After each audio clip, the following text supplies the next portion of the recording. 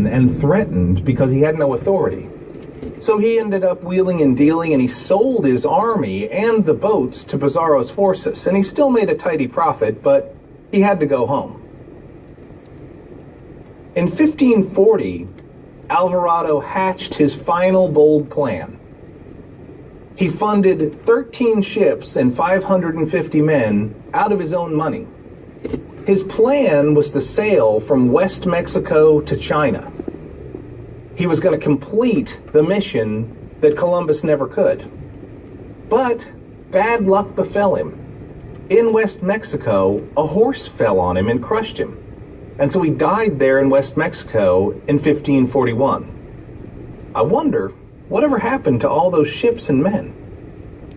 Pedro de Alvarado was dead, but his legacy in Guatemala remained. The Maya there were considered less than human, savages who needed to be forcefully converted to Christianity. The Spanish crown supported that idea, and with it the notion that the Maya could be forced to work as slaves while being civilized. 1 year before his death, Alvarado remarried. He married the sister of his first wife, a woman named Beatriz de la Cueva. She was a redhead just like Alvarado. It's hard to believe, but she was actually even more cruel than him. She became the new governor of Guatemala, and she was the only woman ever in colonial times to become a governor. And she ruled with an iron fist, and the Maya despised her. But she met a bizarre end. Just weeks into her governorship, there was an earthquake, and a big volcano named Volcano Agua's crater broke above her capital city. The entire crater had a lake inside of it, and that lake flooded out, and it buried her palace and the entire town in a landslide. There are tours today where you can visit. Maya guides tell us that the earth had had enough of her and just swallowed her up. Now, we've been talking about conquest for a while. Generally, the Spanish conquistadors were a ruthless lot. They were cruel. But not everyone at the contact period was like that. I can point out at least one shining example: Bartolome de las Casas. De las Casas landed on Hispaniola in 1502. At that time, he was a slave owner, and his job was capturing Taínos to be slaves. It was his family business.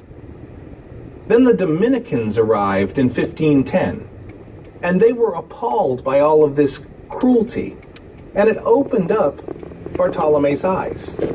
He began to lobby against slavery. He went to Spain to argue against slavery, and he asked for an end to the encomienda system. He said they were going to give people rights in a new way of life.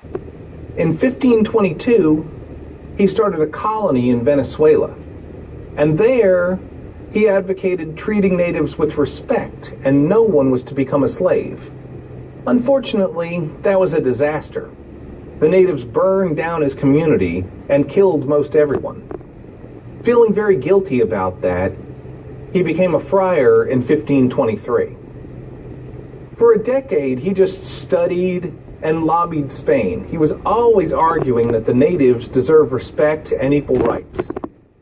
In the mid-1530s, he went to Guatemala, and he was a big advocate of what they called voluntary conversion. He had witnessed Alvarado's cruel world, and he used it as evidence to make a case back in Spain. In 1542, de las Casas won his case, at least briefly. The Holy Roman Emperor Charles V proclaimed the new law for New Spain that abolished slavery and tribute and the encomienda system.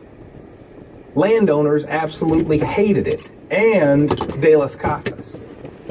He was made the bishop of Chiapas in 1545, and he excommunicated a lot of nobles there at that time. But the new law was repealed in the same year. There were powerful friends back in Spain of those nobles who made it happen. De las Casas had